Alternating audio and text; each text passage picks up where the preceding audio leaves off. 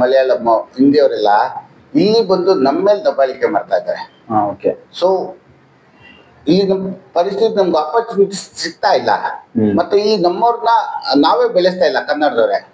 So ಆ ಕಾನ್ಸೆಪ್ಟ್ಗೋಸ್ಕರ ಏನ್ ಮಾಡ್ದೆ, ಇಲ್ಲಿ ಈ ಟ್ರೈನಿಂಗ್ ಓನ್ಲಿ ಫಾರ್ ಕನ್ನಡಿಗರಿಗೆ ಮಾತ್ರ ಟ್ರೈನಿಂಗ್ ಕೊಡ್ತೀನಿ ಸರ್. ಆಕ್ಚುಲಿ ಈಗ ಒಂದು ಜಾಬ್ ಇಂಟರ್ವ್ಯೂ ಓದ್ ತಕ್ಷಣ ಅವ್ರು ಕೆಲವರೆಲ್ಲ ಇಂಗ್ಲಿಷ್ ಸ್ಕಿಲ್ ಇಲ್ಲ ನಿಮ್ಗೆ ಅಂತೆಲ್ಲ ಕೇಳ್ತಿರ್ತಾರೆ, ಅದ್ರ ಬಗ್ಗೆ ಏನ್ ಹೇಳ್ತೀರಾ ಸರ್? ಓಕೆ, ನನಗೆ 20 ವರ್ಷ ಎಕ್ಸ್ಪೀರಿಯನ್ಸು.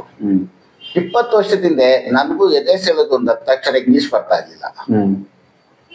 ಇವತ್ತು ನಾನೇ 2 ಕಂಪ್ನಿ ಓನರ್ ಆಗಿದ್ದೀನಿ.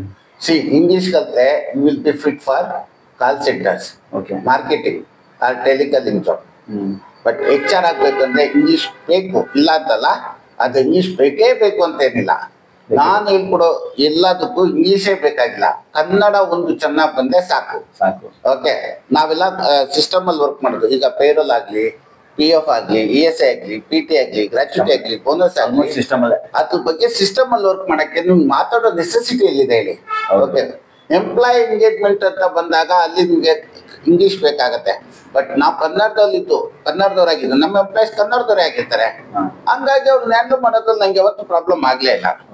ಸೊ ನಂದು 10 ವರ್ಷಕ್ಕೆ ನಾನು ಕಂಪ್ನಿಯಲ್ಲಿ ವರ್ಕ್ ಮಾಡಿದಾಗ್ಲೂ ನನ್ಗೆ ಇಂಗ್ಲಿಷ್ ಯಾವಾಗ್ಲೂ ನೆಸೆಸಿಟಿ ಅಂತ ಅನ್ಸ್ಲೇ ಇಲ್ಲ. ಸ್ಕಿಲ್ಸ್ ಬೇಕು, ಟ್ಯಾಲೆಂಟ್ ಬೇಕು, ಎಲ್ಲಾ ಕೆಲಸನೂ ಮಾಡ್ಕೊಡೋ ಕೆಪಾಸಿಟಿ ಇರ್ಬೇಕು. ಓಕೆ ಸರ್, ಈಗ ಆಗ್ಲಿಂದ ನೋಡಿ ಕರಣ್ HR ಸೊಲ್ಯೂಷನ್ಸ್. ಕರಣ್ ಅಂದ್ರೆ ಯಾರು ನೇಮ್ ಸರ್? ಅದು ಕರಣ್ ಅನ್ನೋನು ಅವ್ನು ನನ್ನ ಮಗ. ಅವ್ನು ಇವಾಗ 9th ಸ್ಟ್ಯಾಂಡರ್ಡ್ ಓದ್ತಾ ಇದ್ದಾನೆ ರಾಜಾಜಿನಗರದಲ್ಲೇ. ಸೊ ಅವನ ಹೆಸರನ್ನೇ ಇಟ್ಕೊಂಡು ನಾವು ಮಗನ ಹೆಸರನ್ನ ಇಟ್ಬಿಟ್ಟಿದ್ದೀರಾ ಕರಣ್ HR ಸೊಲ್ಯೂಷನ್ಸ್. ತುಂಬಾ ಥ್ಯಾಂಕ್ಸ್ ಸರ್. ನಿಜವಾಗ್ಲೂ ಮಗನ ಹೆಸರಲ್ಲೇ ಒಂದು ಬ್ರ್ಯಾಂಡ್ ಅನ್ನು ಓಪನ್ ಮಾಡಿ ಈಗ ಬರ್ತಾರೆ MSW MBA ಮುಗಿಸ್ಕೊಂಡು ಬರ್ತಾ ಇರೋ HR ಬಗ್ಗೆ ಇಂಟ್ರೆಸ್ಟ್ ಇರೋ ಸ್ಟೂಡೆಂಟ್ಸ್ ಗಳಿಗೆ ಒಳ್ಳೆ ನಾಲೆಡ್ಜ್ ಕೊಡ್ತಾ ಇದ್ದಾರೆ ಸರ್. ಮಾತ್ರ ತುಂಬಾ ಖುಷಿ ಆಯ್ತು ಮಾತ್ರ ಸರ್ ನಿಮ್ಮನ್ನ ಮೀಟ್ ಮಾಡಿದ್ವಿ.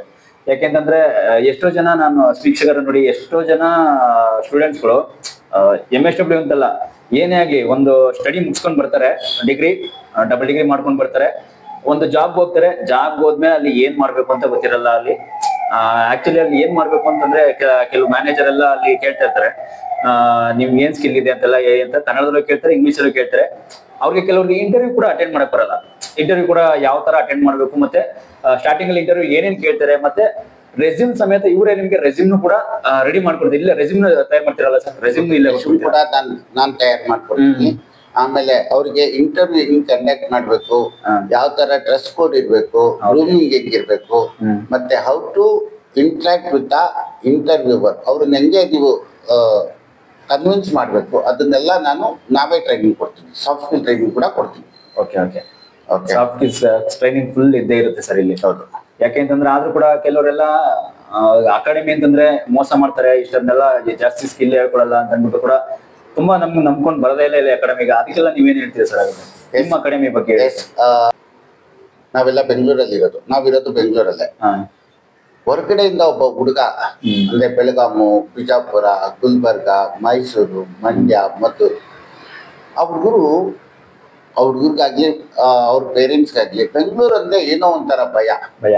ಬೆಂಗಳೂರು ಅಂದ್ರೆ ಸಾಕೋರಿಗೆ ಅದು ಮೋಸಗಾರ ಊರು, ಅಲ್ಲೆಲ್ಲ ಬರೀ ಚೀಟ್ ಮಾಡ್ತಾರೆ ಅನ್ನೋದು. ಇವತ್ತು ನನ್ನ ಮೇಲೂ ಕೂಡ ಅದೇ ಅಭಿಪ್ರಾಯ ಎಲ್ಲರಿಗೂ ಇರುತ್ತೆ. ಯಾಕಂದ್ರೆ ಯಾರು ಅಷ್ಟು ಸುಲಭವಾಗಿ ನಮ್ಮನ್ನ ನಂಬಲ್ಲ. ಸೊ ಅದಕ್ಕೆ ನಾನೇನ್ ಮಾಡಿದೀನಿ, ನನ್ನಲ್ಲಿ 1 ತಿಂಗಳು ಟ್ರೈನಿಂಗು 7,000 ರೂಪಾಯಿ ಫೀಸ್ ಅಂತ ಹೇಳಿದೆ. ಅದೇ ಫಸ್ಟ್ 10 days ಕ್ಲಾಸ್ ಫ್ರೀ ಮಾಡ್ತೀನಿ. ಫಸ್ಟ್ 10 days ಅವ್ರ ಹತ್ರ ಫೀಸೇ ಇಸ್ಕೊಳಲ್ಲ, ಫ್ರೀ ಆಗೇ ಕ್ಲಾಸ್ ಮಾಡ್ತೀವಿ. ಡೆಮೋ ಕ್ಲಾಸ್ ಅಂತ ಅನ್ಕೊಳ್ಳಿ. ಆ 10 ದಿವಸದಲ್ಲೇ ಆ ಹುಡುಗಂಗೆ ಯಾವ್ದೇ ವಿದ್ಯಾರ್ಥಿಗಾಗ್ಲಿ ಅವನಿಗೆ ನನ್ ಟ್ರೈನಿಂಗ್ ಇಷ್ಟ ಆಗಿಲ್ಲ ಅಂದ್ರೆ, ನಾವು ಹೇಳ್ಕೊಡೋ ಕಂಟೆಂಟ್ ಅವ್ರಿಗೆ ಅರ್ಥ ಆಗ್ಲಿಲ್ಲ ಅಂದ್ರೆ, ಮತ್ತೆ ನಮ್ದು ಅಷ್ಟು ಸ್ಯಾಟಿಸ್ಫೈಡ್ ಆಗ್ಲಿಲ್ಲ ಅಂದ್ರೆ 11ನೇ ದಿವಸ ಅವನು ಕ್ಲಾಸ್ ಬಿಡ್ಬೋದು. 1 ರೂಪಾಯಿ ದುಡ್ಡು ಕೊಡಂಗಿಲ್ಲ. ಅದಾದ್ಮೇಲೆ ಅವ್ನಿಗೆ ಇಷ್ಟ ಆಯ್ತು ಅಂದ್ರೆ 7,000 ಫೀಸ್ ಕೊಡ್ಲಿ. ಹೌದಾ? ಆಮೇಲೆ ವೆರಿ ಇಂಪಾರ್ಟೆಂಟ್ಲಿ ಪ್ರತಿಯೊಂದು ಕ್ಲಾಸ್ ನಾವು ಪ್ರಾಕ್ಟಿಕಲ್ ಆಗಿ ಹೇಳ್ಕೊಡೋದು. ಪ್ರತಿಯೊಂದು ಹೇಳ್ಕೊಟ್ಮೇಲೆ ಅವ್ರು ಡೈಲಿ ಅದನ್ನ ಅಸೈನ್ಮೆಂಟ್ ಮಾಡಕ್ಕೆ ನಾವು ವ್ಯವಸ್ಥೆ ಮಾಡ್ತೀವಿ. ಮತ್ತೆ ಪ್ರತಿಯೊಂದು ಕ್ಲಾಸ್ ವಿಡಿಯೋ ಕೂಡ ಕಳಿಸ್ಕೊಡ್ತೀವಿ. ವಿಡಿಯೋ ಕಳಿಸ್ತೀರಾ? ಕ್ಲಾಸ್ ಅಸೈನ್ಮೆಂಟ್ ಕೂಡ ಒಂದು ಹೋಮ್ ವರ್ಕ್ ತರ ಕೊಡ್ತೀರಾ? ಏನಾದ್ರು ಹೋಮ್ ವರ್ಕ್ ಮಾಡ್ಲಿ ಅಂತ ಕೊಡ್ತೀರಾ? ಅದ್ ಬಿಟ್ರೆ ಏನಾದ್ರು ಪ್ರಾಜೆಕ್ಟ್ ಮೂಲಕ ಹೇಳ್ಕೊಳ್ಳೋದು? ಎಲ್ಲ ಪ್ರಾಕ್ಟಿಕಲ್ ಆಗಿರೋದು. ಮೇಲ್ಗಡೆ ನನ್ನ ಆಫೀಸ್ ಇದೆ, ಪ್ರಾಜೆಕ್ಟ್ ಇದೆ, ಪ್ರಾಜೆಕ್ಟ್ ಅಲ್ಲೇ ಲೈವ್ ಆಗಿ ಹೇಳ್ಕೊಡ್ತೀನಿ. ಸೊ ರೆಕಾರ್ಡೆಡ್ ಕ್ಲಾಸ್ ಅಲ್ಲ, ನಾವೇ ಖುದ್ದಾಗಿ ನಿಂತ್ಕೊಂಡು ಲೈವ್ ಆಗಿ ಹೇಳ್ಕೊಡ್ತೀವಿ.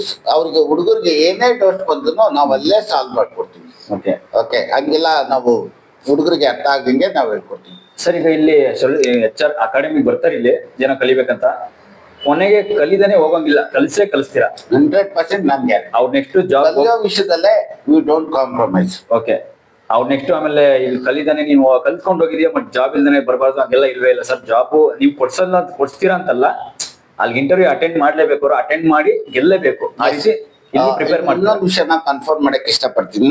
ಓಕೆ ಸರ್, ನಾವು 100% ಜಾಬ್ ಗ್ಯಾರಂಟಿ ಕೊಡ್ತೀವಿ ಅಂತ ಹೇಳಲ್ಲ. Okay, but we guarantee you 100% ನಿಮ್ಮನ್ನ ರೆಡಿ ಮಾಡ್ತೀವಿ. ಓಕೆ, ನಾವು ನಿಮ್ಗೆ ಜಾಬ್ 100% ಜಾಬ್ ಗ್ಯಾರಂಟಿ ಕೊಡಲ್ಲ. ಅದೇ ನಿಮ್ಗೆ ಜಾಬಿಗೆ ಬೇಕಾಗಿರೋ ಒಂದು HR ಆಗಿ ಹೋಗ್ಬೇಕಾದ್ರೆ ನಿಮ್ಗೆ ಏನೇನು ಗೊತ್ತಿರ್ಬೇಕು ಅನ್ನೋದನ್ನ 100% ಹೇಳ್ಕೊಡ್ತೀನಿ. ಓಕೆ, ಅದೇ ಜಾಬ್ ಕೊಡ್ಸಲ್ಲ, ಅದೇ ನಿಮ್ಗೆ ರೆಫರ್ ಮಾಡ್ತೀರಾ. ಒಳ್ಳೊಳ್ಳೆ ಕಂಪ್ನಿಗಳ ಜೊತೆಗೆ more than 1000 ಕಂಪ್ನೀಸ್ ಜೊತೆಗೆ ನಾವು ಟೈಅಪ್ ಆಗಿದ್ದೀವಿ. ನನ್ನ ಸ್ಟೂಡೆಂಟ್ಸೇ ಇವತ್ತು 850+ ಸ್ಟೂಡೆಂಟ್ಸು 850+ ಕಂಪ್ನೀಸ್ ಅಲ್ಲಿ ಇದ್ದಾರೆ. ಮತ್ತೆ ನನ್ನ ಕಾಂಟ್ಯಾಕ್ಟ್ಸ್ ಅಲ್ಲೇ ಸುಮಾರು ಒಂದು 5,000 ಕಂಪ್ನೀಸ್ಗಳು ನಮ್ಮ ಕಾಂಟ್ಯಾಕ್ಟ್ಸ್ ಅಲ್ಲಿ ಇದಾವೆ. ಸೊ ಅಲ್ಲಿ ಎಲ್ಲೇ ಓಪನಿಂಗ್ಸ್ ಬಂದು ನಮ್ಮ ಸ್ಟೂಡೆಂಟ್ಸ್ನ ರೆಫರ್ ಮಾಡ್ತೀನಿ. 90% ನನ್ನ ಸ್ಟೂಡೆಂಟ್ಸ್ಗೆ ಇಂಟರ್ವ್ಯೂ ಕನ್ನಡದಲ್ಲೇ ಇರುತ್ತೆ. ಕನ್ನಡದಲ್ಲೇ ಇಂಟರ್ವ್ಯೂ, ಕನ್ನಡದವ್ರನ್ನೇ ಅಂದ್ರೆ ಕನ್ನಡ HR ಅವ್ರನ್ನ ಇಂಟರ್ವ್ಯೂ ತಗೋತಾರೆ. ನನಗೆ ಬರೋ ಕಾಲ್ಸ್ಗಳು ಅಂದ್ರೆ ಕಂಪ್ನಿಯಿಂದ ಬರೋ ಕಾಲ್ಸ್ಗಳು ಅವ್ರಿಗೆ ಮೊದಲೇ ನಾನು ಹಾಕೋ ಕಂಡೀಷನ್ ಏನು ಅಂತಂದ್ರೆ, ನಮ್ಮ ಹುಡುಗರಿಗೆ ನೀವು ಕನ್ನಡದಲ್ಲೇ ಇಂಟರ್ವ್ಯೂ ಮಾಡ್ಬೇಕು. ಇಂಗ್ಲಿಷ್ ಬೇಡ ಅಂತ ನಾನು ಹೇಳ್ತಾ ಇಲ್ಲ, ಇಂಗ್ಲಿಷ್ ಅಲ್ಲೂ ಮಾಡಿ, ಬಟ್ ಅದನ್ನೇ main communication, very good communication ಇರ್ಲಿ ಅಂತ ನೀವು ಎಕ್ಸ್ಪೆಕ್ಟ್ ಮಾಡಂಗಿಲ್ಲ. ನಮ್ಮ ಹುಡುಗರಿಗೆ ನಾಲೆಜ್ ಇದೆ, ಆ ಸ್ಕಿಲ್ಸ್ ಬಗ್ಗೆ ನೀವು ಹೆಂಗಂತ ಚೆಕ್ ಮಾಡಿ, ಇನ್ ಡೆಪ್ತ್ ಆಗಿ ಅವ್ರಿಗೆ ಇಂಟ್ರೂವ್ ಮಾಡಿ. ಸೊ ನಿಮ್ಗೆ ಸ್ಯಾಟಿಸ್ಫೈಡ್ ಆದ್ರೆ ತಗೊಳ್ಳಿ. ಓಕೆ, ಸೊ ಆ ತರ ನಾನು ಕಂಪ್ನೀಸ್ಗಳಿಗೆ ಆಫರ್ ಮಾಡ್ತೀನಿ. ಓಕೆ, ಸೊ ಈ ತರ ಹುಡುಗರು ಫೇಲ್ ಆಗಕ್ ನಾನು ಬಿಡಲ್ಲ. ಓಕೆ, ಅಲ್ಲ ಅದೇ ಸರ್, ಯಾಕೆಂದ್ರೆ ಬಂದ್ಮೇಲೆ ನಿಮ್ಮ ಹತ್ರ ಫೀಸ್ ಕೊಟ್ಟು ಕಲ್ತ ಮೇಲೆ ಅವ್ರು ಕಲ್ತೇ ಹೋಗ್ಬೇಕು, ಫೇಲ್ ಆಗಕ್ ಬಿಡಲ್ಲ. ಕರ್ನಾಟಕದ ಮೂಲೆಗಳಿಂದ ನನಗೆ ಸ್ಟೂಡೆಂಟ್ಸ್ ಬರ್ತಾರೆ. ಬೆಳಗಾವಿಯಿಂದ, ರಾಣಿ ಚೆನ್ನಮ್ಮ ಯೂನಿವರ್ಸಿಟಿಯಿಂದ ಪ್ರತಿ ವರ್ಷ ಹುಡುಗರು ಬರ್ತಾರೆ. ಆಮೇಲೆ ಹುಬ್ಳಿ, ಧಾರವಾಡ, ಮೈಸೂರು, ಮಂಡ್ಯ, ಕರ್ನಾಟಕದ ಎಲ್ಲ ಜಿಲ್ಲೆಗಳಿಂದಲೂ ಪ್ರತಿ ವರ್ಷ MSW ಮತ್ತು MBA ಆಗಿರೋ ಸ್ಟೂಡೆಂಟ್ಸ್ಗಳು ಅವರು ಬೆಂಗಳೂರಿಗೆ ಜಾಬ್ ಹುಡ್ಕೊಂಡು ಬರ್ತಾರೆ. ಆ ಜಾಬ್ಗೆ ಹೋಗ್ಬೇಕು ಅಂತಂದರೆ ಅವ್ರಿಗೊಂದು ಸ್ಪೆಷಲ್ 1 ಮಂತ್ ಟ್ರೈನಿಂಗ್ ಕೊಡ್ತೀನಿ. ಆ ಟ್ರೈನಿಂಗ್ ತೊಗೊಂಡ್ರೆ ಅವ್ರಿಗೆ ಜಾಬ್ ತೊಗೊಳೋದು ತುಂಬ ಈಸಿ ಆಗುತ್ತೆ. ಸೊ ನಾವೆಲ್ಲ ಹೇಳ್ಕೊಡೋ ಟ್ರೈನಿಂಗು 100% ಪ್ರಾಕ್ಟಿಕಲ್ ಆಗಿರುತ್ತೆ. ಮತ್ತು ನಂದು 15 ವರ್ಷದ ಜ್ಞಾನನ ಅವರಿಗೆ 1 ತಿಂಗಳಲ್ಲೇ ದಾರಿ. ಸೊ ಇಲ್ಲಿ ಬರೋ ಹುಡುಗರೆಲ್ಲ 15 ವರ್ಷ ಎಕ್ಸ್ಪೀರಿಯನ್ಸ್ HR ಮ್ಯಾನೇಜರ್ ಲೆವೆಲ್ಗೆ ಅವ್ರಿಗೆ ಅವರು ಫ್ರೆಷರ್ ಆಗಿರ್ತಾರೆ, ಎಕ್ಸ್ಪೀರಿಯನ್ಸ್ ಇರಲ್ಲ. ಬಟ್ ಅವ್ರ ನಾಲೆಜ್ 1 ತಿಂಗಳು ಅವ್ರು ನನ್ನ ಹತ್ರ ಟ್ರೈನಿಂಗ್ ತೊಗೊಂಡ್ರೆ 15 ವರ್ಷ ಎಕ್ಸ್ಪೀರಿಯನ್ಸ್ ಇರೋ ಒಬ್ಬ HR ಮ್ಯಾನೇಜರ್ ಲೆವೆಲ್ಗೆ ನಾಲೆಜ್ ಇರುತ್ತೆ. ಆ ಲೆವೆಲ್ಗೆ ನಾವು ಅಡ್ವಾನ್ಸ್ಡ್ ಟ್ರೈನಿಂಗ್ ನಾವು ಕೊಡ್ತಾ ಇದ್ದೀವಿ. Okay, thank you.